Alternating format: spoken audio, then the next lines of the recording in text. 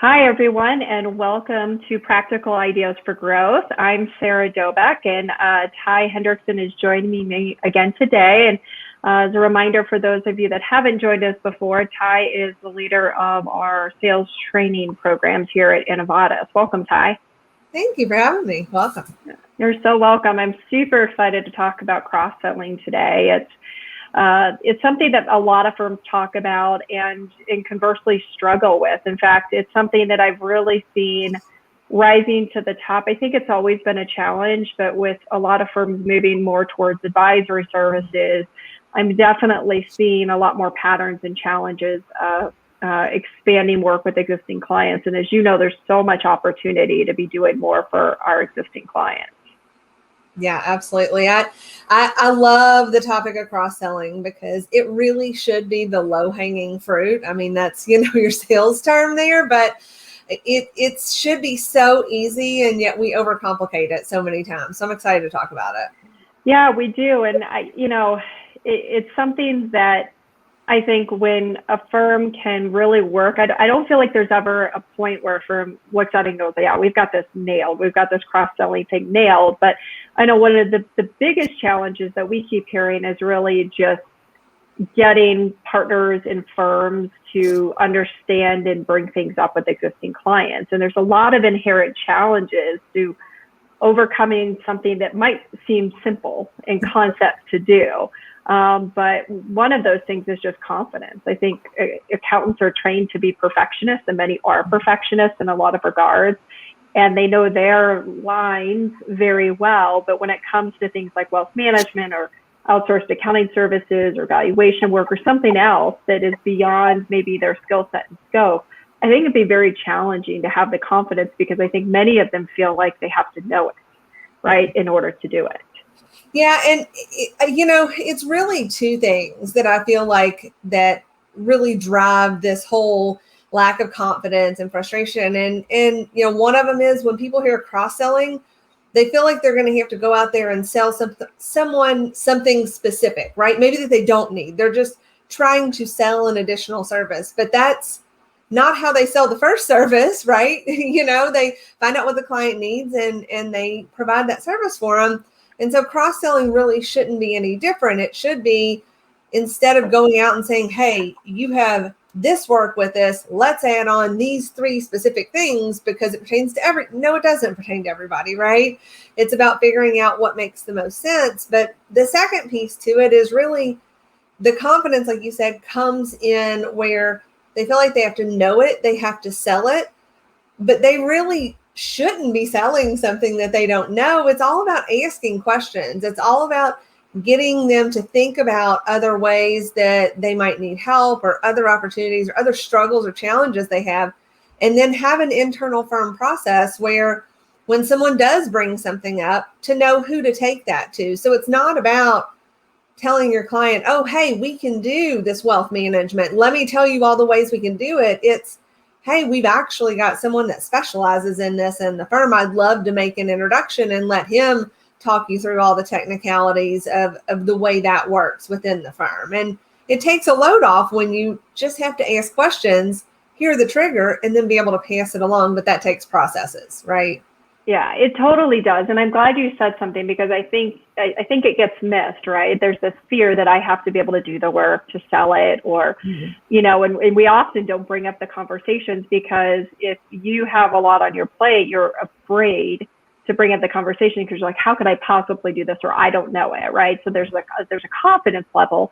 But the other thing that you touched on, which is really important, is that we have to be having the right conversations with our clients. If we're having the right conversations, the things will naturally come up and how we can help them solve some of those conversations. And I think that a lot of times we think we're having really good conversations with our clients, but they're very narrow. They're related to the work we're doing, or we think that relationship building is an email back and forth with a question. And while that can help nurture a relationship, the deep conversations where these things evolve happen in quote unquote in person, video like this, or physically in person, where you're verbalizing that and you're asking questions that go well beyond maybe the scope of the work that you're doing into that sort of bigger picture with your client.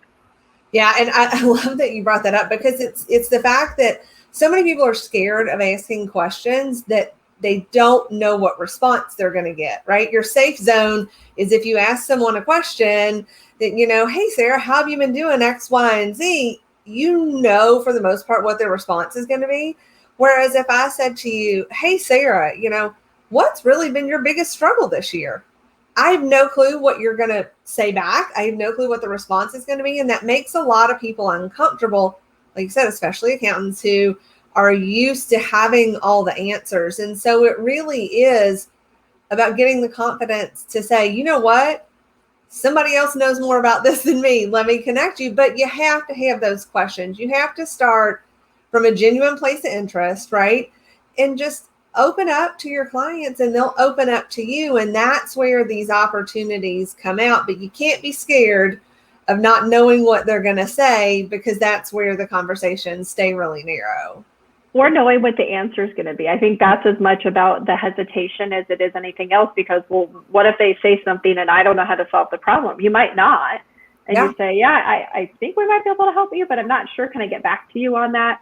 We won't be able to address all of it. And that's a different place than I think where we see a lot of the clients that we work with have the opportunity to do. And it takes a mindset shift for sure.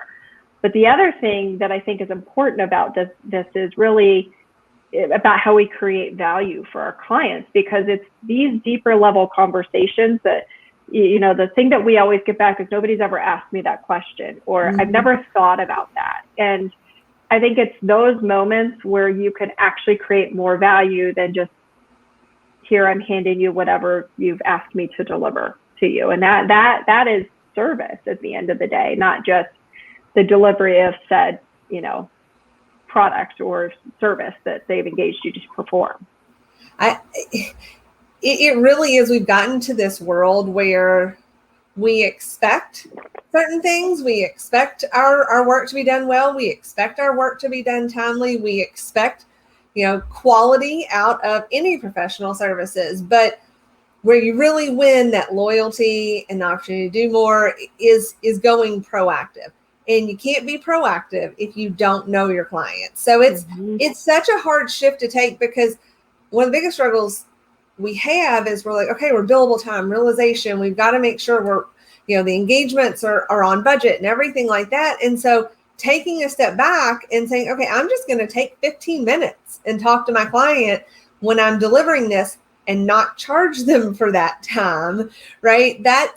It is such a shift in the mindset and in the thought process. But you spend 15 minutes, you spend a half hour, you have a genuine conversation, more than likely something's going to come out of that. Maybe not immediately, but down the road. And that's going to be multiples of what that 15 minutes or 30 minutes cost you. And they want that. They want someone who knows them inside and out, that thinks ahead of them and knows things that they don't know. And that's not just simply getting your taxes or audit or financial statements done anymore.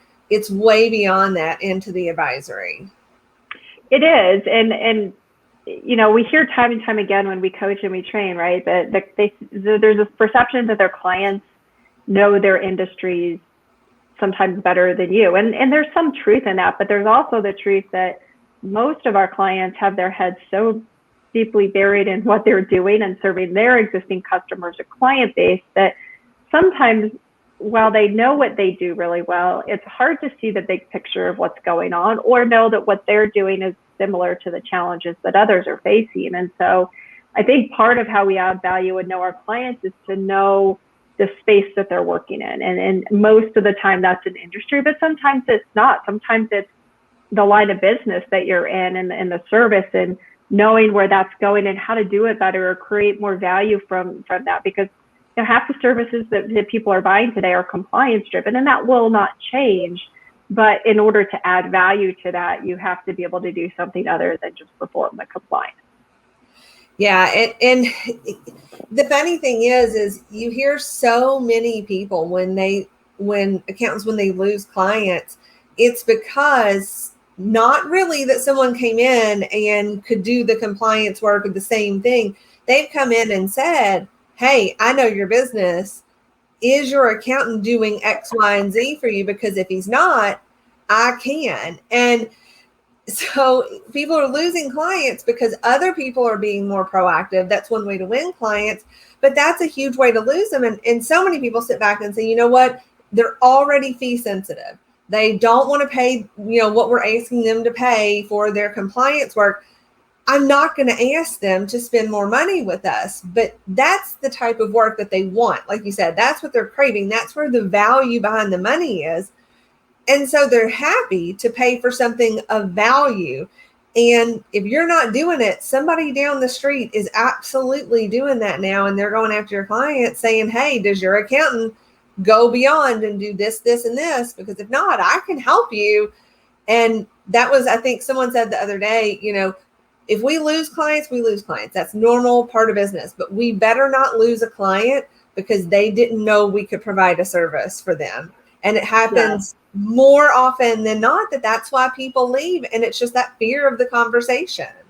Well, let's talk about that, because I see that as probably the number one challenge today with cross-selling. And it's a term that I've been stealing from the B2C world that we, for whatever reason, don't use it here in B2B, and specifically in accounting firms, and it's sales enablement, partly because I think we're still afraid of the word sales, and we're trying to break that barrier down. But sales enablement, I see so many firms where the knowledge still sits within a partner's head. We are not talking about how do we empower and teach our firm what it is we can do, but not so much so that they can do it, but so they have enough knowledge to identify it. That's really, in my term, sales enablement. Is they have to be enough to know that when they're on the phone with the client having this deeper conversation, that they know how to identify a particular issue. When somebody says, gosh, I don't know how to use video to work it into the sales process, my team's like, oh, we've got some ways that we can help you with that. Would you like to explore that or talk about it? Well, yeah, I'd love to explore that, right? So we're not thinking about that. We're not thinking about that within our own partner and shareholder groups. We're just sort of assuming they know it. And that's where the challenge, let's take advisory services. Firms have been, or not advisory services, wealth management services. Firms have been doing this forever.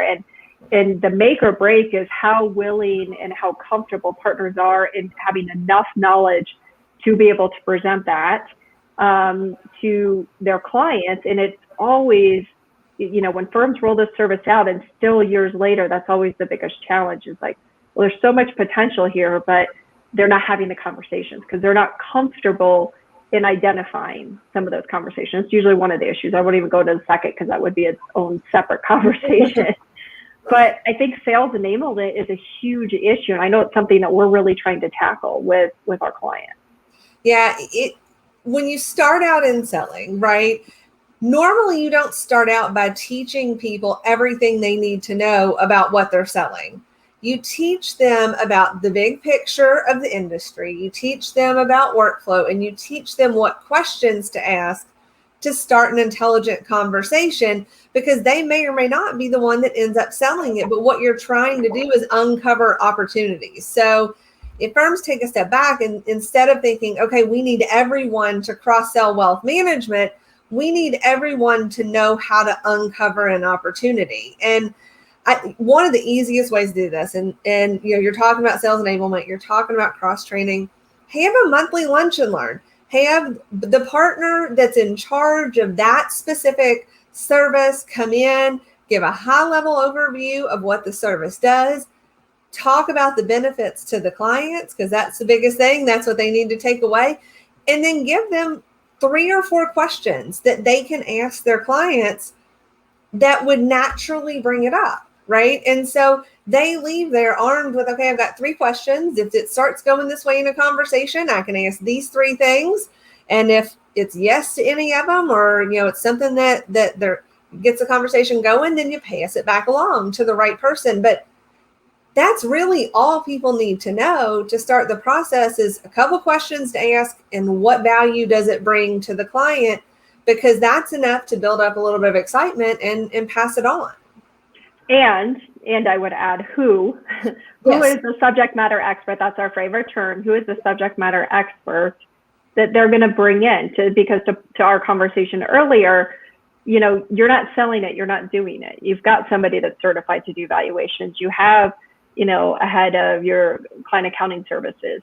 You just need to know enough, to your point, to identify it. And then you bring that up to the client, say, I think we might be able to help you with that. But I'd like to bring in my partner or, my expert in this area, the person that leads this, and pull them into a conversation with the client, and discuss it further. We don't have to solve the problems for our clients right there in that conversation. Yeah. And it makes them feel better too. It's so many people say, oh, well, I don't want them to think that I don't know how to do these things. Well, they'd rather you be an expert in what you're doing for them and have a separate expert for this other need. So by saying, look, hey, I'd love to bring in Sarah. She knows way more than me about this topic because that's her day to day. I'd love to introduce you guys and see if this is a way that we can help you, get you past this hurdle. And it makes them feel good. It makes everybody feel good, and they get what they need. And then that weight's lifted. Absolutely. I couldn't agree more. Well, I wish we could keep going on this topic. I would love to probably spend another 30 minutes talking about this. It's such a great opportunity for firms. But any final tips as we wrap up, Ty? You give us a really good practical idea, but any others that firms could focus on as they maybe look at their cross-selling efforts? I think one is figure out processes, just very, very simple processes of, who do we take the lead to and what's the process of moving that along? That way nothing gets lost in the shuffle, because there's nothing worse than uncovering an actual opportunity and then it just dies down because nobody knows it. And so I definitely say start there. And then a little bit about taking the weight of selling out of cross-selling and start with the uncovering opportunities and just give them a couple questions to ask. Pick some of your hot topics that most everybody has and arm them with a couple questions. And, when you have those processes and you have those questions, you can expand on that, but that's the foundation between all of this. Oh, fantastic. And I couldn't agree more with those tips. Well, Ty, this has been a wonderful conversation. Thanks so much for joining me today to talk about this. And for any of our listeners, if you're not aware of it, we have all of our past live sessions on our YouTube channel. So if you missed this one or you want to hear more about some of our other topics, feel free to check that out. Thanks so much, Ty. Thank you.